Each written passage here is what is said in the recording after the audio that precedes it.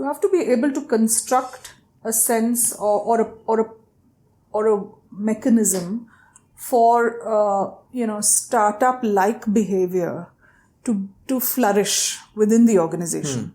So I think the days are gone when as a 40 or a 50-year-old you are just doing something and you're going to continue to do it, right? I think everyone, including senior people in organizations, need to kind of discover a more kind of new and youthful way of working. And the best way to do that is to have people associated with startup-like projects, initiatives, whatever, within their organizations, and to use those to actually cut through silos which are about functions, or silos which are about seniority levels, or silos which are about geographies, really use those new startup-like initiatives, embed them into people's programs and professional journeys, and use it to, create those melting pots. Welcome to the 20th conversation of the Play to Potential podcast. This is a fortnightly series of reflective conversations with leaders across different fields on topics around leadership, transitions, and careers. I'm your host Deepak Jayaraman. I'm an executive coach and I work with leaders in organizations and help them play to their potential by engaging with them during periods of high-stakes transition. You could visit transitioninsight.com for more details. I'm excited to announce that this podcast was recently awarded for innovation in digital publishing by DigiPub World. Thank you for the support over the last several months. My guest this time is Anu Madgavkar, a partner with McKinsey Global Institute, the economics and business research arm of McKinsey Company. As an alumnus of the firm, I was curious to connect with her to get her take on how she's navigated some of the phases in her life. She spoke about transitioning roles in banking, her move from banking to consulting when she joined McKinsey, how she juggled maternity and her career, how she transitioned from the consulting track to the MGI track, and more. Without further ado, over to my conversation with Anu. Anu, thanks so much for your time. Excited to be talking to you. Lovely to be talking to you. Maybe a good place to start is maybe talk a little bit about the McKinsey Global Institute and your role as an MGI partner. And I think what will be also valuable is what do you do, and more importantly, why do you do what you do? Sure. So the McKinsey Global Institute is, we don't call it a think tank, but it's styled like a think tank. So it's a virtual organization that sits within McKinsey and focuses really on economics research. We are a global institute, which means that I have colleagues around the world, and collectively we produce maybe a dozen or so, maybe 15 or up to 20 major research reports on 5 or 6 core structural issues that we think are important in terms of the way businesses and policymakers need to think about the future of the world. And these span topics like technology and innovation and labor markets and financial markets. So how you really think about productivity, growth, competitiveness, what that means for your business. Right. So this is sort of McKinsey's knowledge contribution and thought leadership, which we fund as a firm ourselves, and then we make that available to people for whom it's relevant, which is almost anyone. So we consider our audience to be very broad, actually. Fair. And to answer the second question, what gives you a high in what you do? I think 2 things about MGI really. One is simply the nature of the problems that we try to address and understand. I think those problems are very fundamental, they're very ambiguous, they're very broad. So what is the future of work likely to be? Or what has made, developing countries grow the way they have, and will that sustain going forward? Or how do you, what is this concept of a minimum living standard that every human being should aspire to have? Right. Very broad, very fundamental. Also very disparate. Very disparate.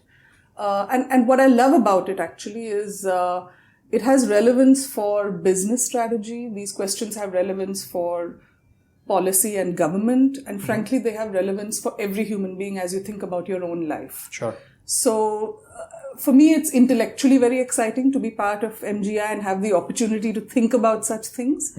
And the second thing that is very wonderful about MGI is simply the global platforms that it opens us up to. So we're able to, I think, interact with the world's leading thinkers, opinion makers, influencers, right across the spectrum. Largely economics focused, but nevertheless across geographies. And that is actually very exciting because you're exposed to simply the best. Got it. Lovely. And maybe just to rewind the clock, Anu, one of the questions I ask all the people I talk to as part of this podcast is just 3-4 formative experiences in your early years that still form a core part of who you are. I'd love your take on your journey, and what do you think shaped a big portion of who Anu is today? That's a great question. You're asking me to go back quite a long time, but I think it's a good question because formative experiences are much more important, I think, than we sort of credit them to be, right? Hence the question, yeah. Absolutely. So I think for me, there were 3 elements, I think, that really stand out. The first is my upbringing, or the way my parents raised me, shall we say, was very anchored in a set of core values. So those one of the important values were integrity. There were others. There was hard work. There was humility. Sure. But this acknowledgement that I need to live by my values and they are really important to the way I live actually came at a very young age. My dad, for example, was in the Indian Administrative Service. He took the idea of integrity and honesty to such an extreme that I remember newspapers, the newspaper that came to the house every day. There were not as many newspapers as there are today. There were a couple, but more meaningful papers in those days, though. Yeah, absolutely. But the bills were paid by the government, right? So the government would pay for the newspaper. And my dad always believed that therefore they are government property. And at the end of the month, all the collected papers would be sent back so that the government could sell them. And, and therefore for a school project, if we needed to make newspaper cuttings, we had to go out and buy a newspaper that we would cut and use for our own work. So simple, small things like that, which just underscore that this is the way we are, this is what we believe, and there are really there are no issues about adhering to those values. Sure. So I think that was one important bedrock. The second principle, I think, again, they instilled in me was to say that it doesn't matter what you do, but you have to find what you want to do and then really work hard at doing it well. So there was, I think I grew up in a system in those days, for most of us, I think engineering and medicine were the only 2 really respected career choices. And if you didn't do those, you were considered, not so smart or not so academically, superior, right? You're putting it mildly. You're a social outcast. Yeah, that's certainly one way of putting it. But for me, that was a particularly kind of important issue because my brother, I had an older brother who was 5 years ahead of me on this academic track. And when he was 17, he took the joint entrance exam to get into IIT. And it so happened that he was ranked number 1 in the country. Wow. So I grew up with that. And I had a host of cousins who all went through the IIT. Slight pressure. That was, the norm, right? So you had to do that. But my parents actually said, you don't have to do that. You can do whatever you want. And I ended up doing a BA degree, which was practically like, you're a social outcast if you do it. But that's what they encouraged me to do. And I think that was very refreshing for me because through life, this notion around, it doesn't really matter what others think is the thing to do. You have to really figure out what you want to do, I think came at a very young age. And then the third formative experience, I am happy to say that with all this super idealistic upbringing I had, there was also a voice of reason. And that came from a very unexpected quarter. So after I graduated, I had a degree in economics and I was wondering what to do next.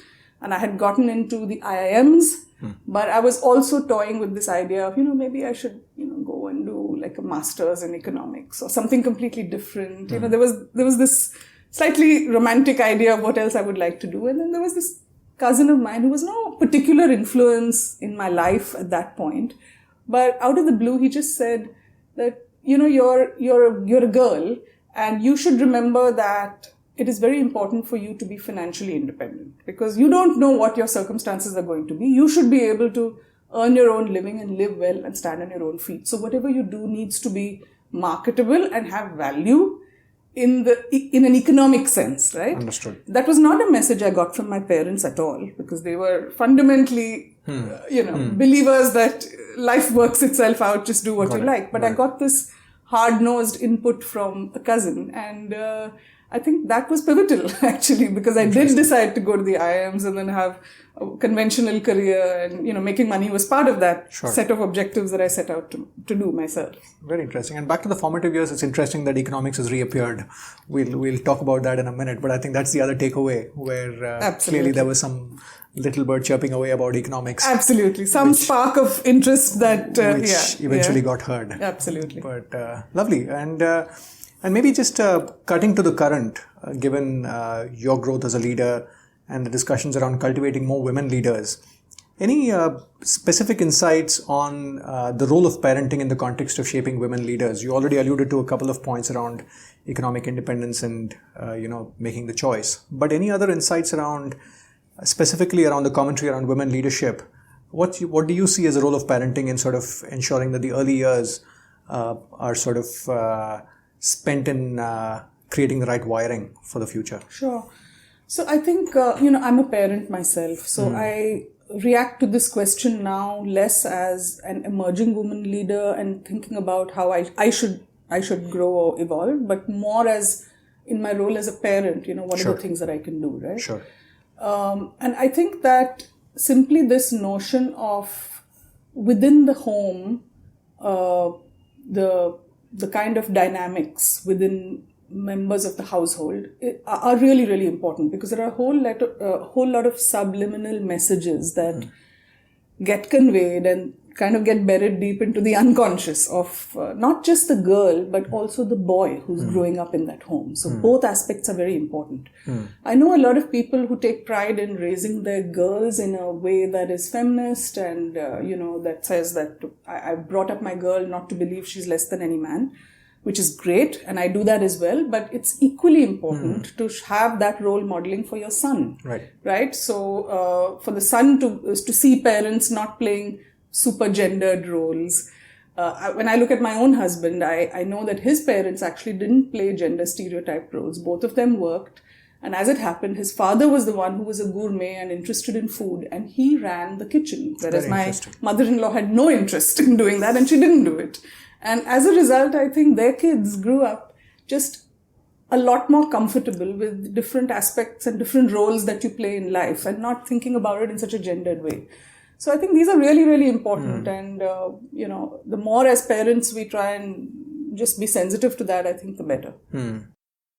And moving forward, Anu, IMA happened, and post IMA, you pursued a career in equity research for 7 years, 91 to 98, and then you moved to McKinsey.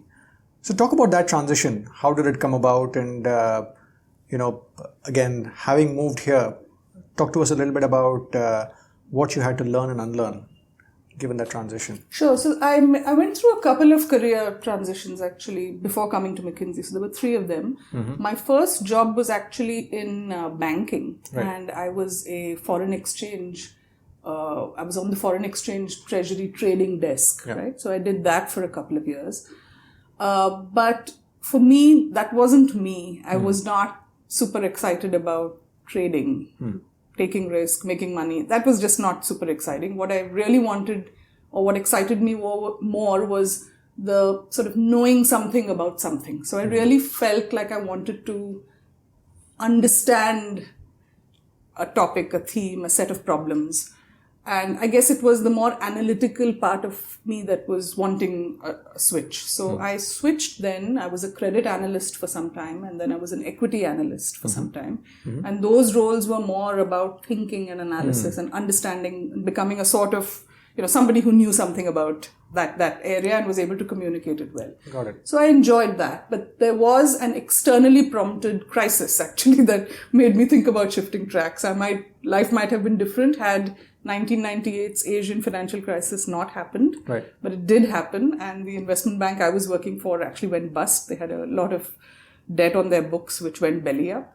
And then I had a genuine choice about what to do next. And there were other options in the equity analyst space that I had offers and I could have. But it did feel to me that, here's a chance to try something different.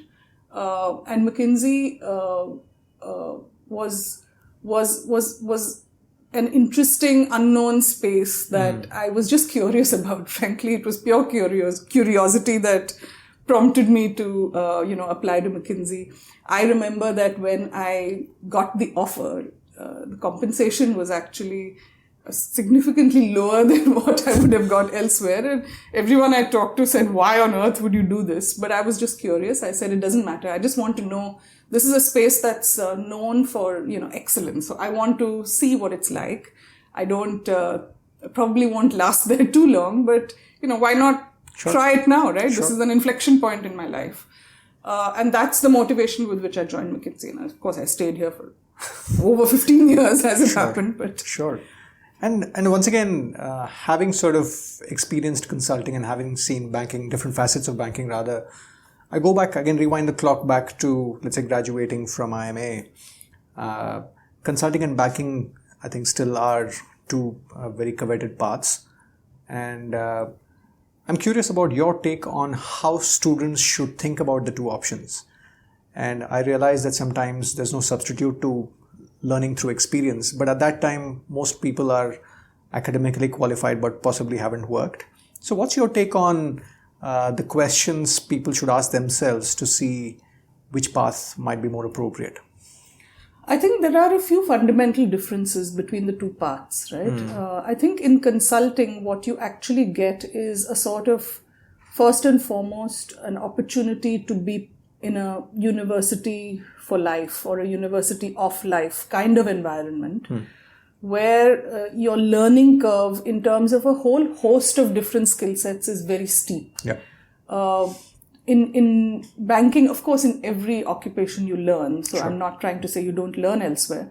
But in consulting, it's a very 360-degree skill development on a very accelerated track. So we like to think that we, work with people who come out of business schools and then in 5 or 6 years, they are holistic leaders, right? So how does that very accelerated process happen? It's through apprenticeship and learning from others. And you're at the bleeding edge of the problems the world is trying to solve, right? In the spirit of... You completely are. And there is also a lot of variety because, at least for a good chunk of your initial years, you're not dedicated to any one area. So you don't know, frankly, where your path will lead you, but you have the opportunity to figure that out. So that's part of this university of life kind of idea. The second, I think, really fundamental difference is that in consulting, it is the business of making other people successful. Right.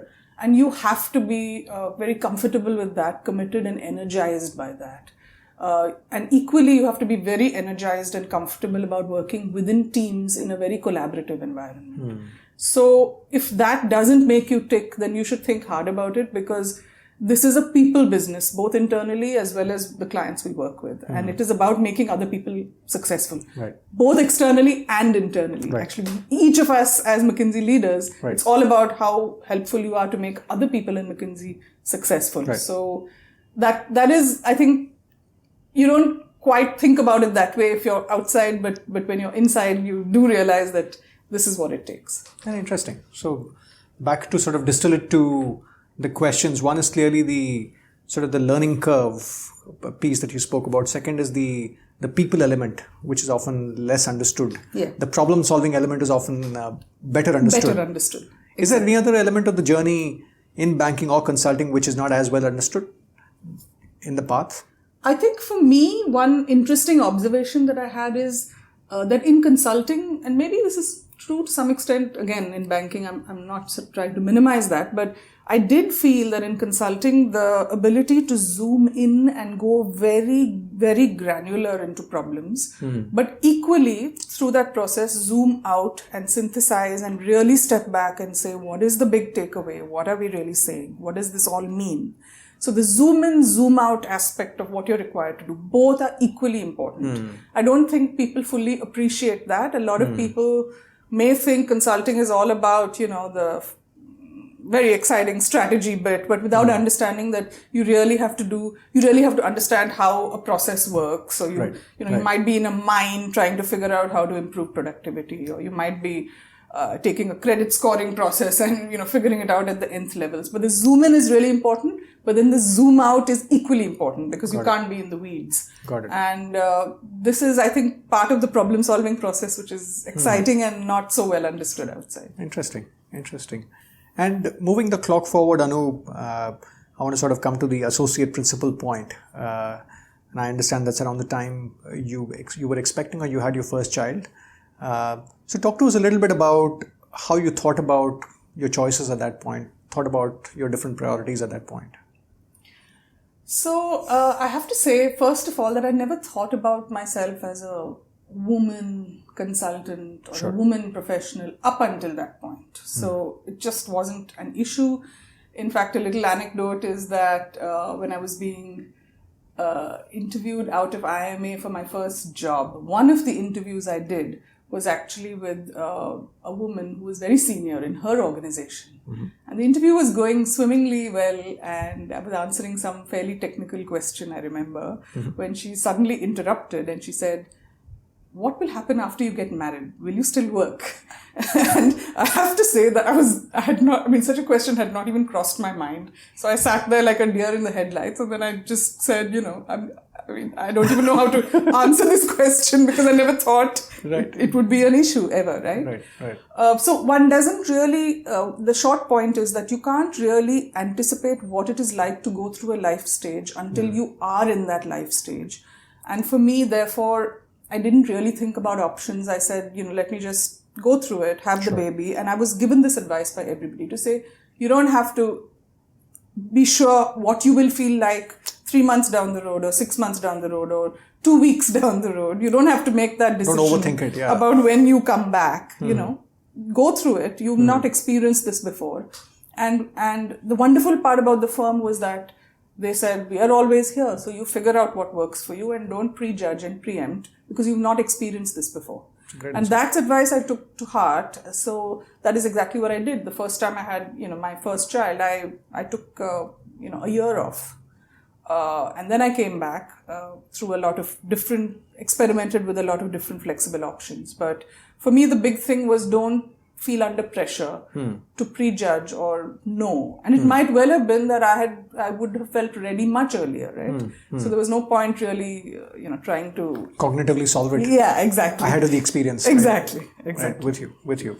And do you want to double click on the experiments? The reason I ask is sometimes, specifically around maternity as a transition, is I do believe that sometimes people see it as a binary decision. Do something else, come back to the organization, but often there is a opportunity to figure out what the different possibilities could be. So talk to us a little bit about how you thought about different experiments at that stage. Well, I was fortunate in that a couple of things happened. I think one thing was that because I was in the consulting profession, paradoxically maybe to what people expect, it actually offers you a lot of flexibility options. It is more flexible than many other professions might be.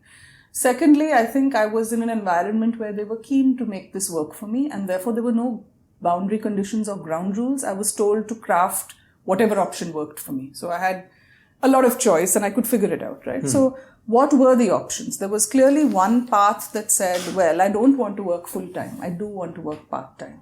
But the conventional model of part time, which is I work 4 days, I take 1 day off in the week, that doesn't work because children don't follow. Babies certainly don't follow that clock, right? True that. So we worked out a much more flexible model in which I would broadly work 60% of my time, but have the ability to step back and do whatever I needed to at the times that more or less worked for me, provided, it worked for the team also. There was a bit of give and take, but it wasn't very rigid, right? So I did that for some time.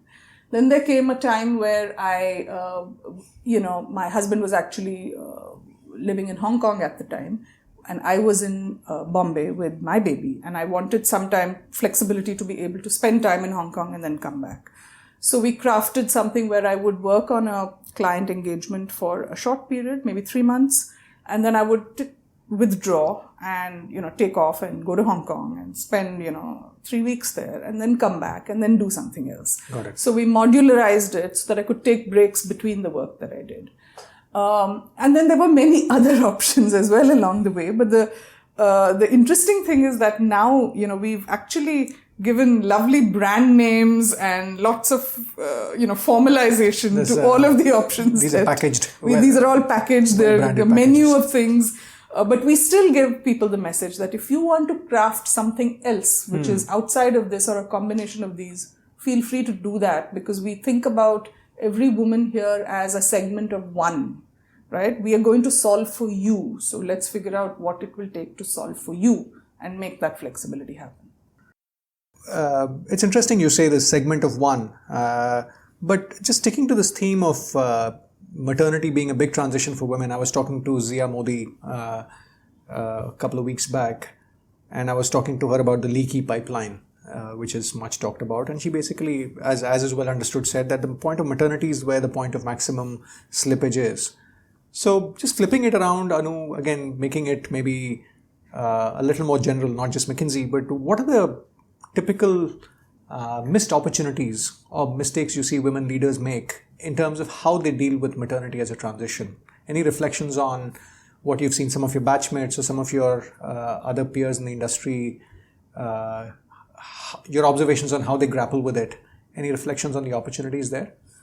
I think 2 or 3 things, right? I think one is sometimes they feel under pressure to come back very quickly. Now, I'm not saying that the longer you stay away, the better it is. That's certainly not the case, right? Because you do get out of touch and it's harder to come back. But at the same time, there is a certain stabilization of your own, personal state of mind and your domestic situation. And that kind of stability does take sometimes a little time. The new equilibrium, right? The new equilibrium, right? To get comfortable in that and then come back. Because if you come back, if you just feel under a lot of pressure and want to rush back and you don't have that piece sorted, then it's just not very healthy for you. So I think just think about that a little bit. The second thing, the mistake, right, that I do see people make is this anxiety or this very sort of batch-driven mindset, right? Which might be a little bit unique to India, but there is this sense that, I'm part of a batch and my peers are getting ahead of me. So there is this linearity. With a manufacturing date and an expiry date. And, exactly. And therefore a linear path, that everybody is charging down this path. And if I'm not sort of jumping back onto it and running twice as hard, people are going to get ahead of me and that sets me, I've lost the race, right? I think you have to break out of that very linear mindset. There is no linear path. There are a multitude of paths. And you literally have one life to try and do the things that you want.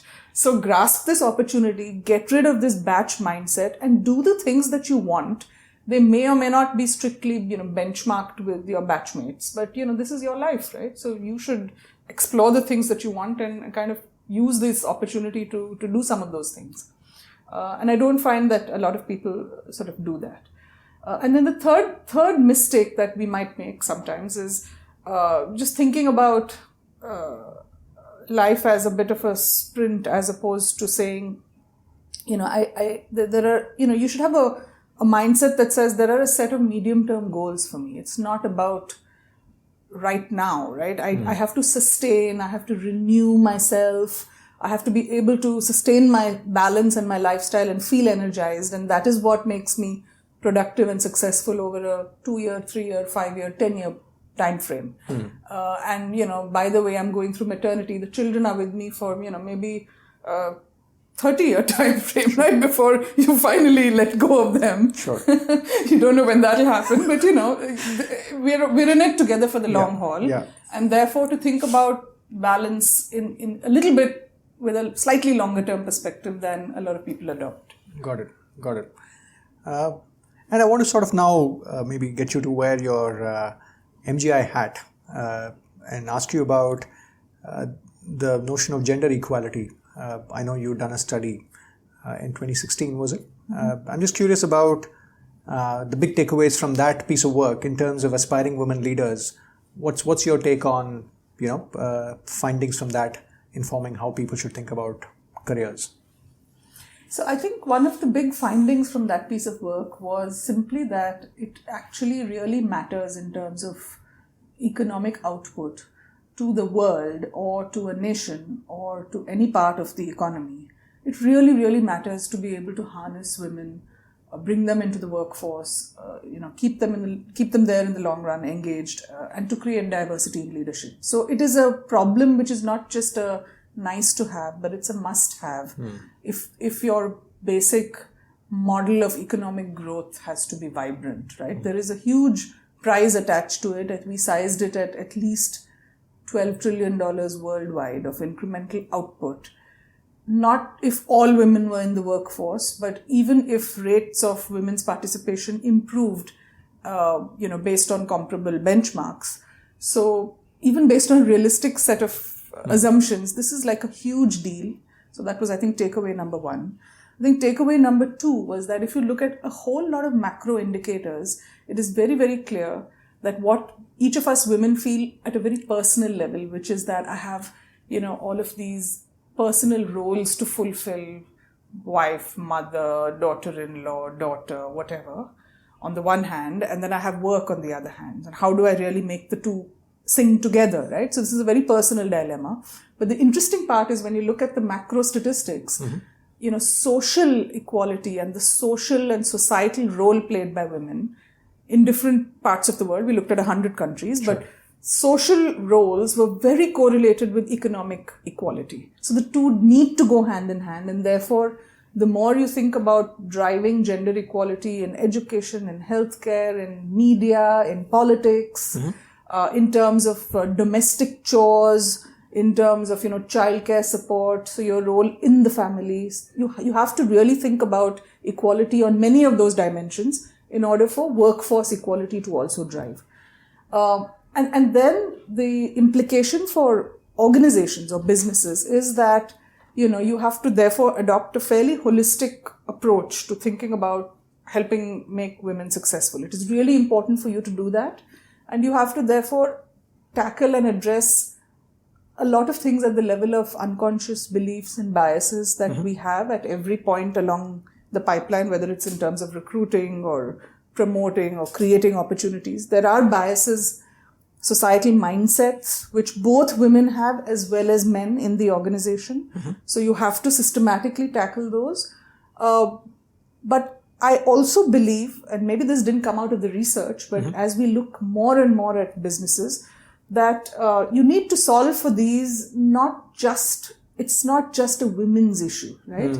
Many of these choices or tackling biases or tackling mindsets are equally true for men working in the organization. So you can't have a system in which, women get a lot of flexibility and rights, but men don't have them, because that creates, weird dynamics of a different nature. Right. So sort of borders on paternalizing the situation.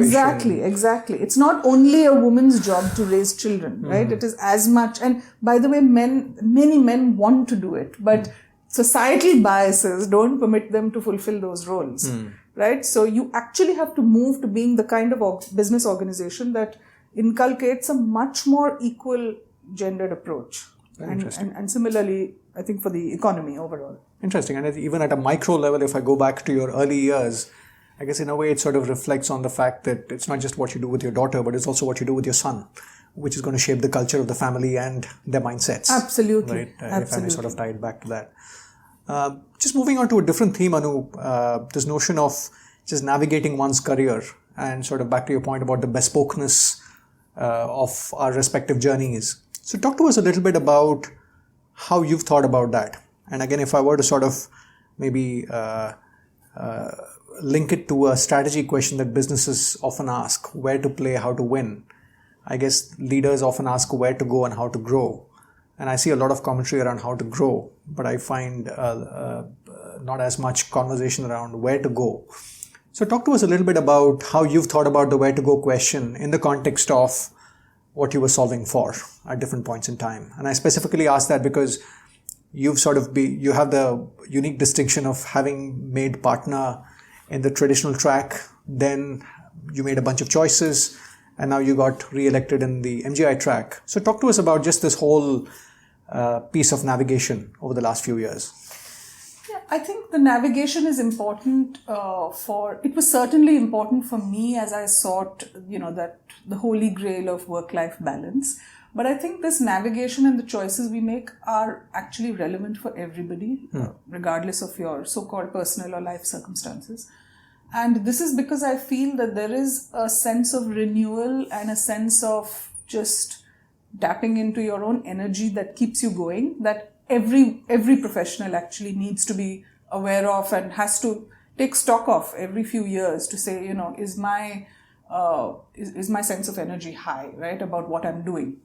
Now, for me, that sense of energy came, I think, a lot from being intellectually excited about the problems that I was looking at. So at every major transition that I made, the move from, the trading desk to credit and equity research was prompted by wanting to kind of challenge my mind in a different way. The curiosity that made me get into consulting. And then finally, I found that as a consultant, I had spent many years looking at the financial services sector. And because I was not very mobile, I had a family, etc., I ended up looking at this in the context of, a certain, I looked at India, I looked at other emerging markets, but over a period of time, I found that wasn't, exciting me enough. Mm-hmm. And there could have been other options for intellectual growth and renewal, but the McKinsey Global Institute option came my way, which was fascinating because it was completely different. And as I said earlier, it afforded me the opportunity of looking at huge problems that you don't normally think about, right, in a very fundamental way. So I think making a transition necessitates you just self-reflecting a little bit to say, what is it that I'm looking for that will make me tick, and give me the energy I need, right, to make kind of the next phase of growth happen for me. For me, it was all about finding the right source of intellectual challenge and doing so by making these different transitions. And if I may double click on that to persist with the theme, and the reason I do it is, I think even when I go back to days at IIM and some of the other education I've been through, I think a lot of the education is focused around making sense of the outer world, but solving the inner world is often left to chance. So just to make it tactical, if you had to sort of decode the how of how you figured out what makes you tick, are there any thoughts on, how people could make sense of the inner world to get to the bottom of what makes them tick? That's a really difficult question. Not that there's a silver bullet, but I'm just curious about, if somebody came and asked you the question, I'm not sure what makes me tick. What's the sort of the one or two, lines of inquiry you would suggest they undertake to get to the bottom of that? So my advice would be to talk to a few people, and I go back actually to a moment of epiphany that I had in a very unexpected place, which was when I was being interviewed by one of the most senior partners in McKinsey 15 years ago or more, when I was applying to join the firm. And I had a series of interviews which went fine, and then this very, very senior partner was sitting there, and he said, asked me a little bit about my career goals or something like that. And I started telling him about how I enjoyed every aspect of my professional journey so far, except this one particular phase. And he stopped me dead in my tracks, and he just, in a very penetrating way, he said, why did you not enjoy that phase? And sitting in that interview, actually, I went through a moment of complete self-awareness. I was not aware of this, but because he asked me that pointed question, I took a couple of minutes to think about it, and then I came back and I said, as I think about everything, I discovered in that phase that I'm not fundamentally a very competitive person. I'm much more a collaborative person. And that situation demanded a level of competitive behavior that I was not very comfortable with, which I was not aware of earlier. So I think having that conversation with someone who provoked me to think was actually very helpful. Not everyone provokes you to think, but seek that out in your mentors, or seek that out in your a couple of close relationships. That's all I would say. Right. Get to that level of conversation, because that's what actually provokes you to reflect. Very interesting. Very interesting. And the related question, Anu, is sort of, for a minute, the traditional consulting path and the MGI path. Again, what have you had to learn and unlearn in sort of moving from, let's say, the one track to the other? I think a couple of things are different about the MGI work that we do. One of the things which is quite different is that in consulting there is very, very tightly iterative problem solving and the ability to bounce off the work that you do with your clients or other experts in a very short cycle. So it's short cycle, iterative, and you get feedback and you go back and refine your answer. In MGI, it's research. So our projects are longer. We have to go much deeper. The questions we solve are ill-defined. I'd say they're very vaguely defined because we don't quite know what we're doing. So we take a lot more time before we then surface and do the rounds of iteration. So that took a little bit of getting used to, because you can get lost meandering along. The rhythm is very different. Yeah. The rhythm is very different, and you can literally get lost doing stuff that's, so esoteric before you draw yourself back and say, let me bounce this off someone and see if I'm on the right track, right? So I think that was one piece that was that was different. And then I think the other piece, which is new and different in my role, is that the focus on writing skills is much more in this role. I think in consulting, there's a lot of verbal communication, convincing people and getting people to act in a certain way, right? So there's a different set of communication skills. But here, I think it is stuff which has a shelf life of 5 to 10 years. People will hold you to it. And what you say and how you say it is actually matters a lot more, right? In terms of communication skills. Got it. And back to your earlier point about getting lost in this context of this open-ended nature of seemingly relatively open-ended nature, shall we say. How do you walk the tightrope of taking on something that's big and significant, but at the same time taking on something that's sort of, let's say, tangible and scopeable? Where do you draw the line? I think we try and assemble, each of our project teams is assembled within an ecosystem where you get, pushes or challenges that force you, in case you kind of wander off too much in the esoteric direction, or in case you are just too tactical and not really focused on solving the fundamental issues. You want the checks and balances and the intellectual challenge to come through the research project. The way we do that is we have a panel of academic advisors who are typically, leading economic thinkers, including some Nobel laureates. So we have those kinds of folk who advise us on our projects. We also typically have a much more practitioner type of advisory panel. So business guys or folks in government who keep us very grounded to, what is practical, what is realistic, what is useful to know, right? And then we try and have a rhythm of, getting inputs and setting up, because those two magnetic forces ensure that, somewhere, absolutely. We're honest, but at the same time, we're kind of tangible and useful, right? Very interesting. Very interesting. And just moving to a different theme of, another piece of work that MGI has published, which is about the future of work. I'm just talking, I'm curious about the so what from an individual standpoint, specifically how do we navigate the future of work? So maybe to start, what are the big takeaways in terms of how the future of work is going to be very different from today? And secondly, therefore, what does it mean for the individual that's sort of in the workplace of today to be future ready? I think the nature and shape of work is going to change very dramatically, right? If we, based on a lot of work that MGI has done on this topic globally, I can definitely say that we have a good understanding of what technology is capable of today. But despite that, I think we, like everybody else, is constantly surprised at the pace at which these technology capabilities are advancing. So just in the realm of, AI and automation, the kind of very human-like capabilities, whether it's, Google's AlphaGo program that beat a world master Go player in a game that is not mechanical but actually demands a lot of creativity and intuition. Or the way, face recognition or speech recognition technology is beating the best human experts at this.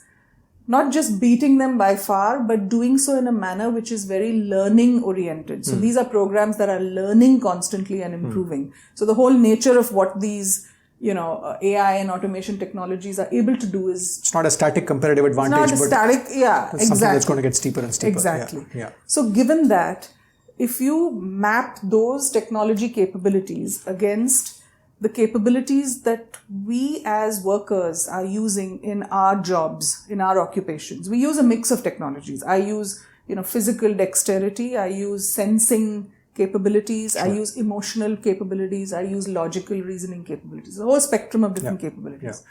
So our research actually maps what are the best available technological capabilities today and to what extent they fulfill. Are they already at top quartile performance level for, let's say, fine motor skills?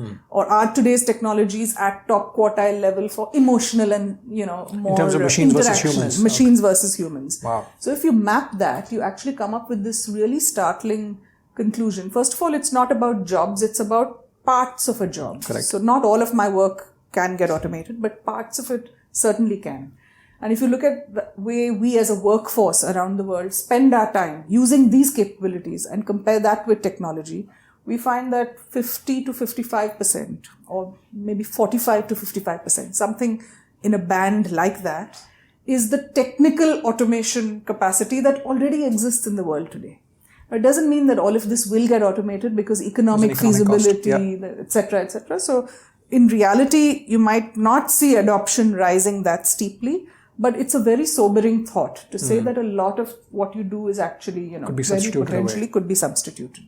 And the things that can be less easily substituted are the more creative aspects of, the work that we do. The new pattern recognition. So not sort of recognizing an established pattern. I think machines can do that much better. But it's sort of finding new patterns, right, where they did not exist earlier.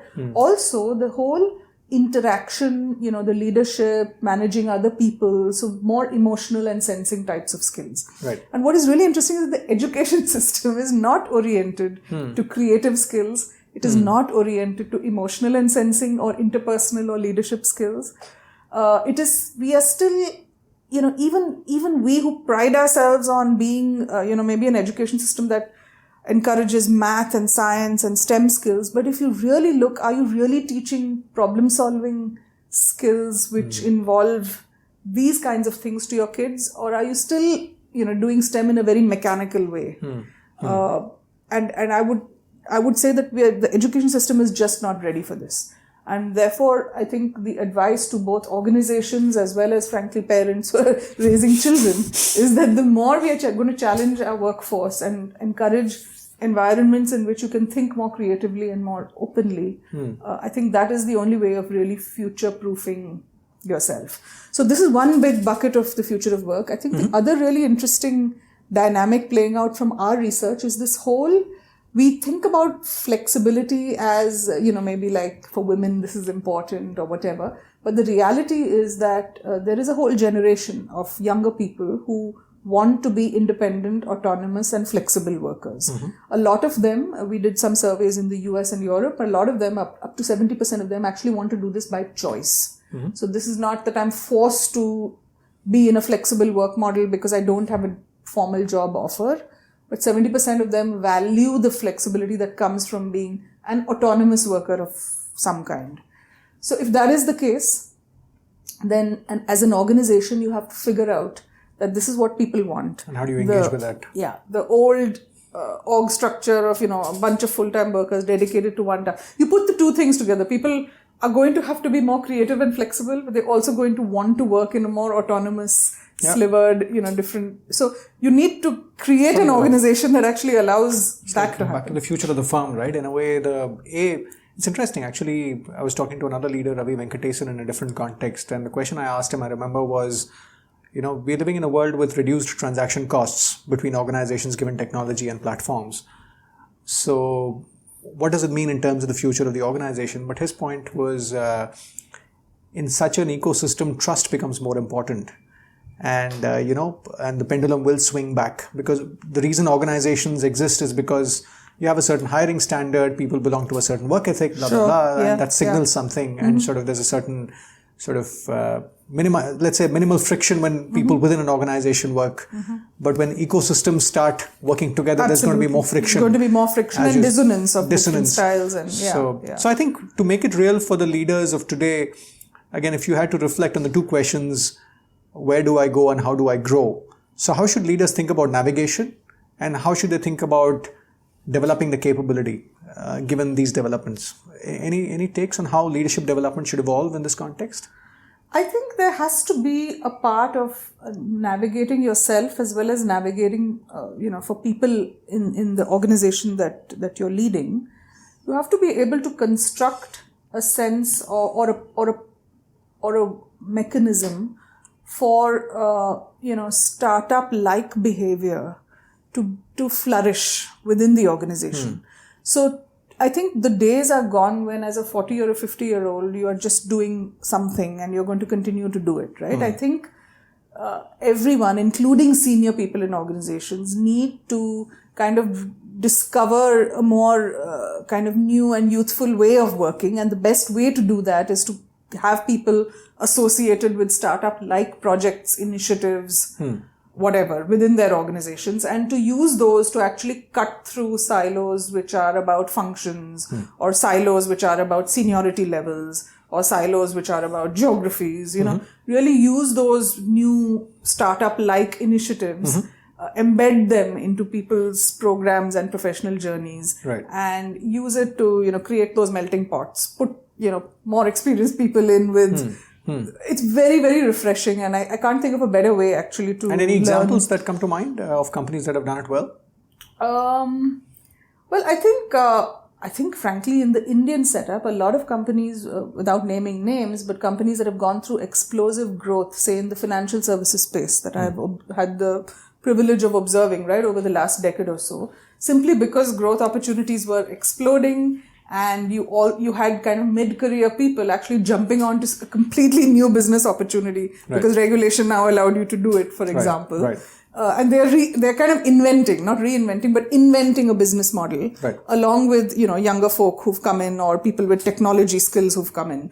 But I think we've seen a lot of that. I think the organizations that have flourished the most, at least as you think about the financial services space, are those where people have been forced to get into business building mode, for better or for worse, and build businesses from scratch. Got it. So if the environment doesn't force you to do that, as they were forced to in financial services, then I think organizations should force a little bit of that kind of thinking internally, at least. And I think you sort of alluded to people in their 40s and 50s. In a way, while the younger generation in a way is sort of breathing this new way of being, if you will, I guess this is a profound shift for a lot of people who've experienced education and career in a certain paradigm, which is sort of beginning to become obsolete in a lot of ways. So tactically, how do you, and this is not just a superficial shift, it's a mindset shift in terms of how they behave, how they conduct, how they spend time, how they lead, how they make choices. Are there one or two guiding thoughts in terms of how people could shift their mindsets to cope better in the future? I think it comes back to this forcing people to learn new mindsets by putting them in situations that actually expose them to and demand those mindsets.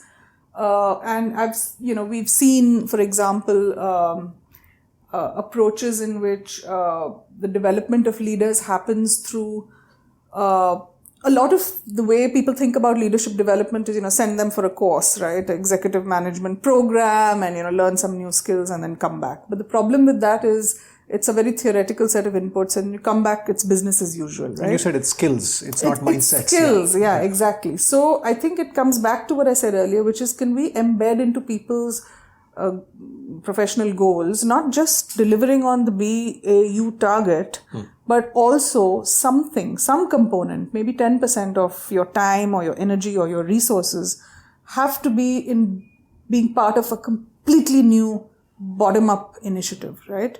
And you can do that at different levels in the organization, but if you're forcing people at least 15% of their time or 10% of the time to be part of something completely different from the BAU running of whatever book or whatever product line you're running, that will challenge you in many, many different ways. Got it. So lovely, Anu. Just a few questions to wrap up. The first is, again, rewinding the clock, given we're alumni of IIMA. 3 things they don't teach in IIMA but should teach, given the journey you've been on. Sure. I think it comes back a little bit to your opening question, which is what are the formative influences, and then a little bit around the future of work, right? At least 2 things, if not 3. I think one is it's a world where risk is rising at in an exponential way. There are risks from so many different, there's much more volatility, and small things you do in the organization can have big implications because of interconnectedness and many other things, right? Complexities. So an understanding of risk, and in that context, kind of ethics and ethical behavior. Very important to sensitize, people at an early stage in their career. It's not something at least we were really exposed to. And then you end up, kind of discovering that what you do in an organization can have severe ramifications, right? So the kind of risk plus ethics, kind of more awareness on those kinds of dimensions. And what sort of risks are you referring to, just for me to understand, to make it simple specific? Simple things, right? I mean, how you, loose talk, for example. I mean, if you travel around in an elevator, are you sort of mindful of what is sensitive information and how you should be talking about it? I think this is a very basic sort of awareness that people need to build into themselves. And then there are many, many more like that. But I think you've got to be more aware of how to conduct yourself in the context of an environment which is, which has more risk and more sensitivity around many things. Sure. So that I think is one. The second is, I think, while I think in the IIMs we did do a lot of group work, and we did work in teams, but I just feel that there was not enough, or there can be much more cross-functional and creative types of projects, right? So we come back to the future of work. If it is really about trying to think about problems in a multi-dimensional way, are we really encouraging those kinds of skills in the context of what we do, or are we still kind of mired in, the more traditional mindset of how to solve a problem? Right? Correct. In a lot of ways, it's often quite functional in terms of the lens you use to look at a certain situation. A related question, if you had to speak to the graduating women of IIMA today, what are some of the themes you would leave them with in terms of how they should think about the journey ahead? So first, I would say they should have a strong sense of optimism. Literally, there are, unimaginable possibilities for them, much more than there used to be, and they should certainly feel that they have the right to, go ahead and forge their own path. So that is the first thing. Let no one kind of tell you that, you need to make the choice that I was asked, at least in the interview, right? Will you work after you get married? Such things are, not even something that should cross your mind, right? There's a lot you can do. The second thing I would say is that you should actually, mentorship and sponsorship is very important for professional success. By mentorship, I mean the kind of people who will provoke you to think in a certain way and who will support you, right? Sponsorship is people who will create opportunities for you and, help you be successful by real tangible opportunity creation.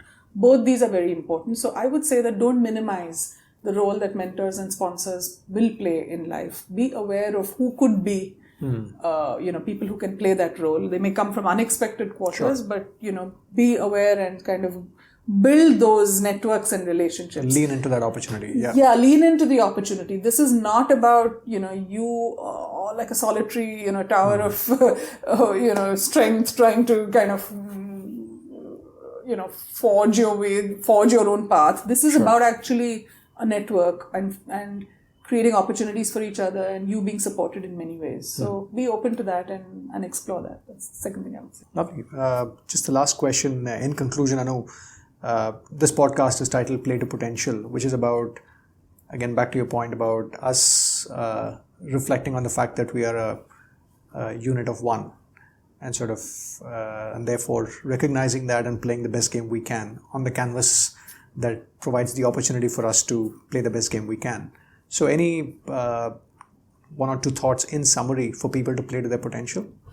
I think I came across this phrase recently, which is called the infinite game, right? Mm-hmm. So when we say play the game to your potential, I think the mindset that we don't have to draw boundaries to the game that we can play. Mm-hmm. And a lot of those boundaries are actually based on mindsets that say we should do this or we should do that, or it's valuable to do this or the other. I think, periodically just challenge those boundaries and extend the scope of how you define your game, right? And therefore play more of an infinite game. Maybe not fully infinite, but it becomes an infinite game because you are not kind of boxing yourself into a predefined model of success. Right. Sit back and just think about what is the game you're playing and what are the rules of that game and whether there need to be these rules or if you can flex those rules. Got it.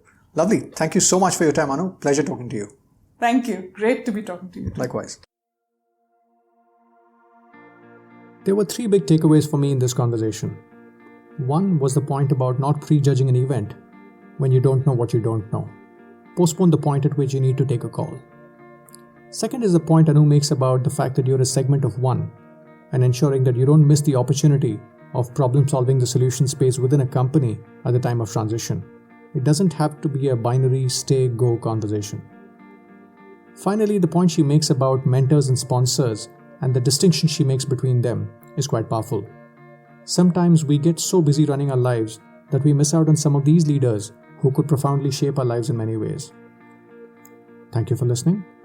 If you found the conversation purposeful, I would request you to write a review on iTunes or share it with the people that you think could benefit from this. I look forward to having you at one of the subsequent conversations of the Play to Potential podcast. Bye now.